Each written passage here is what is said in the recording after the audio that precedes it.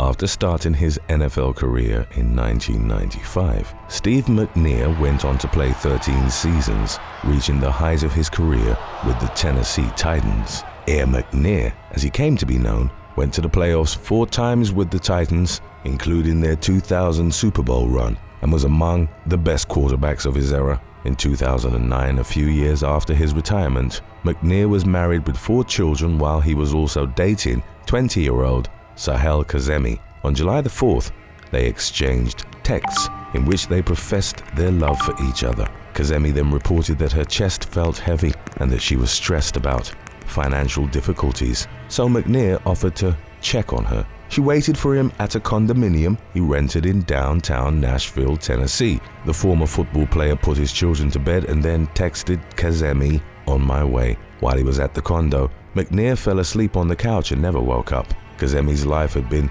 slowly unraveling, and at that evening she texted a friend, "I should just end it." The young woman struggled financially, had recently been arrested for driving under the influence, and suspected that McNair was involved in another extramarital affair. Shortly after McNair bailed her out of jail on the drunk driving charge, Kazemi bought a 9mm pistol from a convicted murderer she'd previously met while trying to sell her car. On July the 4th, as McNair slept on the couch, Kazemi shot him 4 times, twice in the head and twice in the body, killing him. When McNair's friend, Wayne Neely, went to the address, he found the athlete's body and on his lap the lifeless body of Kazemi. The young woman had sustained a fatal gunshot wound to the temple. The 9mm gun was found under her body, and gunpowder residue on Kazemi's hand confirmed her as the sole shooter.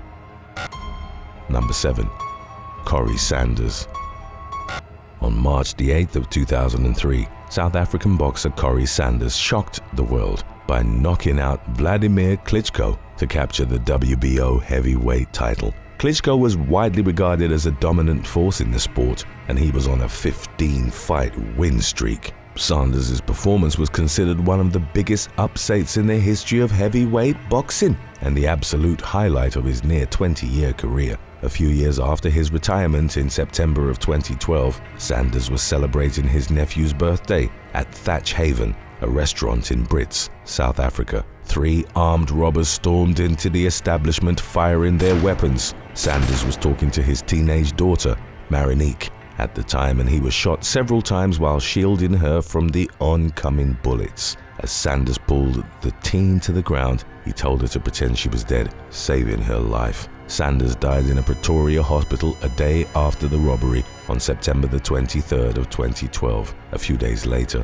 local police arrested 3 men, all of whom were from Zimbabwe. They were identified as Peter Fish, Chris Moyo, and Samuel Mabena. The police raided several addresses and found stolen items that definitively tied them to the armed robbery. On February the 11th of 2015, at a high court in Pretoria, each of the men was sentenced to 43 years behind bars for murder, robbery with aggravating circumstances, and the unlawful possession of firearms and ammunition.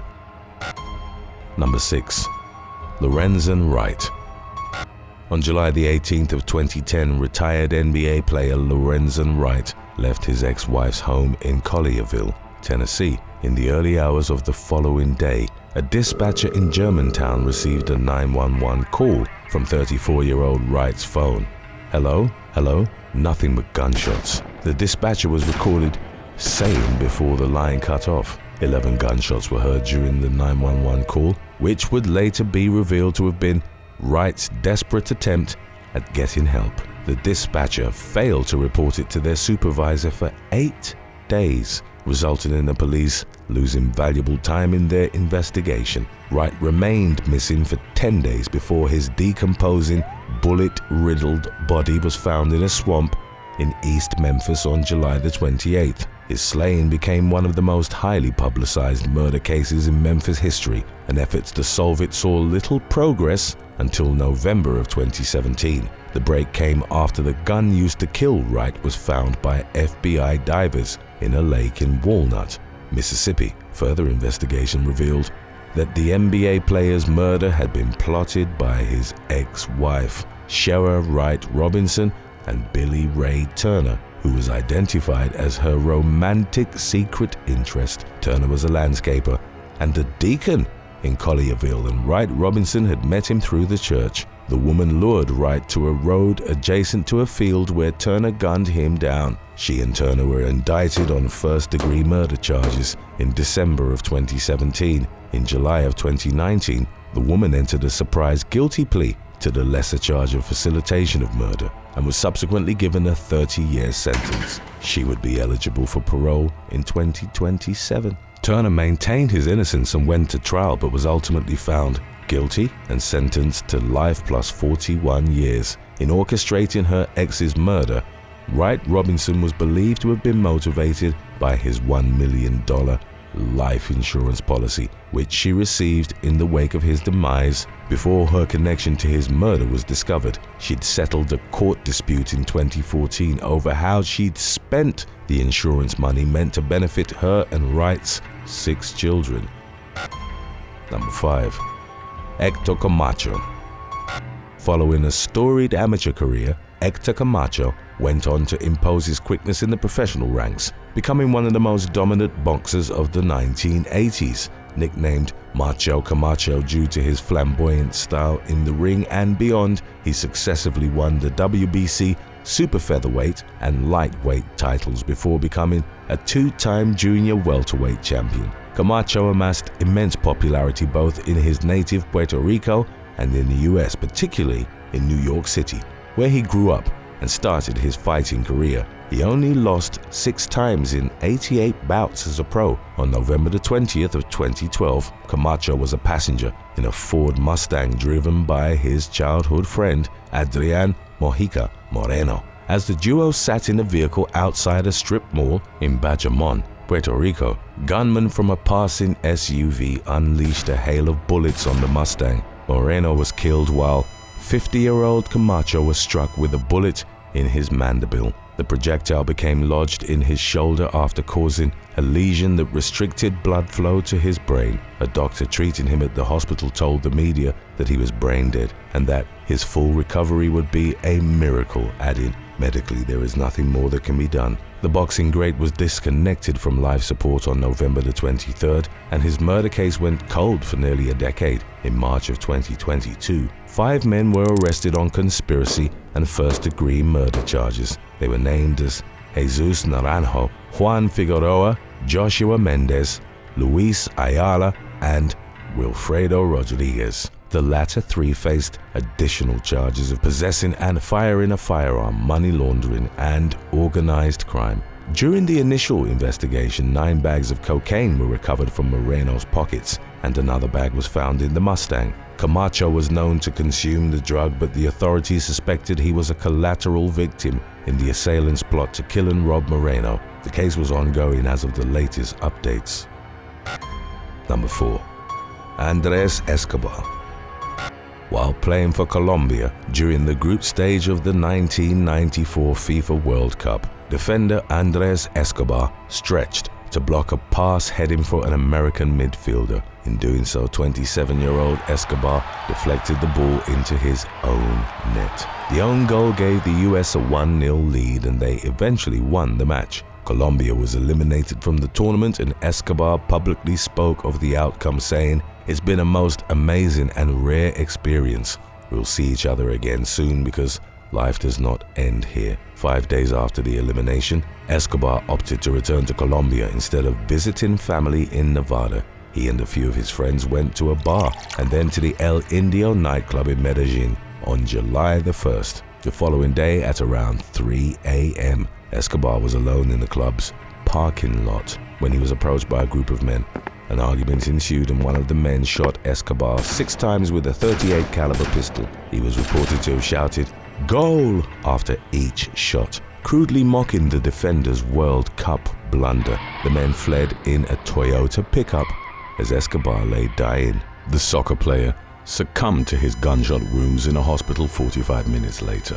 The murder was widely regarded as punishment for the own goal, further tarnishing Colombia's image in international soccer. The country was at the time still reeling from the grip that notorious drug baron Pablo Escobar had had on multiple aspects of society, including soccer. Escobar's criminal empire was reported to have laundered money through Atlético Nacional, a team for which Andrés Escobar, no relation, played at the time of his death. In contrast to the drug lord funding his club team, the defender had earned countrywide acclaim for working to promote a more positive image of Colombian soccer. Shortly after his murder, local police arrested drug cartel bodyguard Humberto Castro Muñez. The day after his arrest, on July the 3rd of 1994, he confessed to killing Escobar. Muñez was believed to have acted under orders from underworld figure Santiago Gayon, who lost heavily betting on the outcome of the World Cup match. Prosecutors, however, failed to find sufficient evidence to tie Gayon to the killing.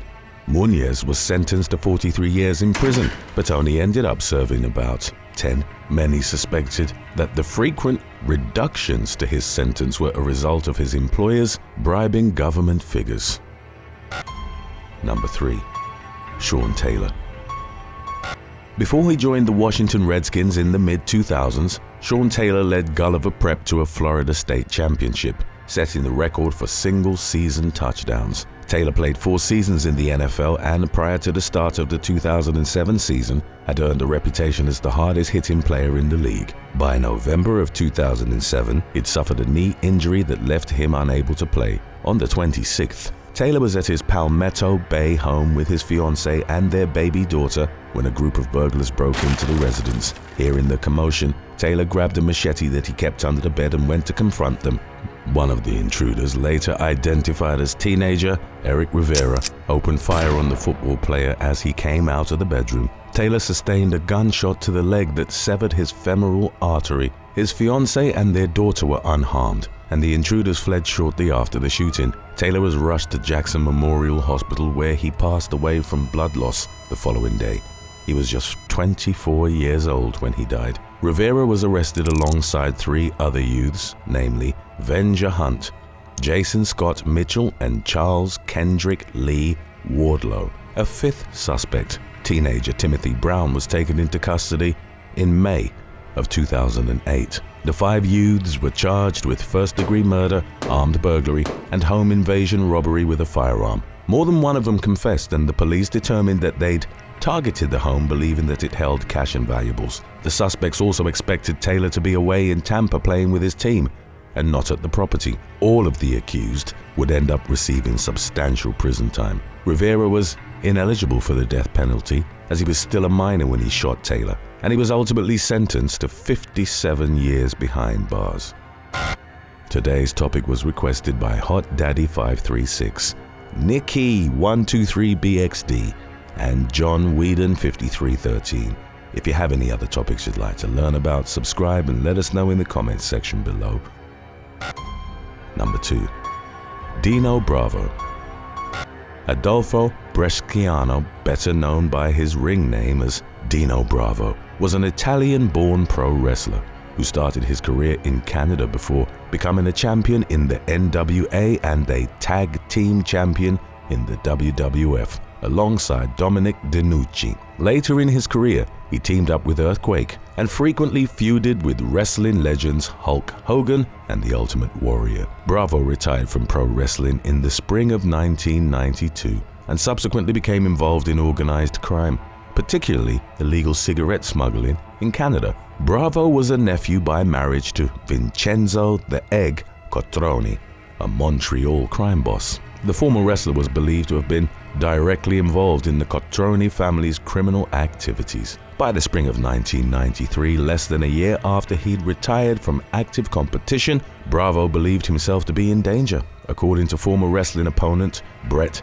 Hitman Hart, Bravo confided in friends that he knew his days were numbered. It was suspected that he'd amassed a substantial debt to seedy figures after a failed attempt to move from cigarette smuggling to trafficking cocaine. On March the 10th of 1993, Bravo was found dead at his home in Laval, Quebec. The 44-year-old was shot 11 times in the head and torso. There were no signs of forced entry to the property, and it was suspected that he knew his killer, who was theorized as being one of his mafia associates. Nevertheless, Bravo's murder remains unsolved.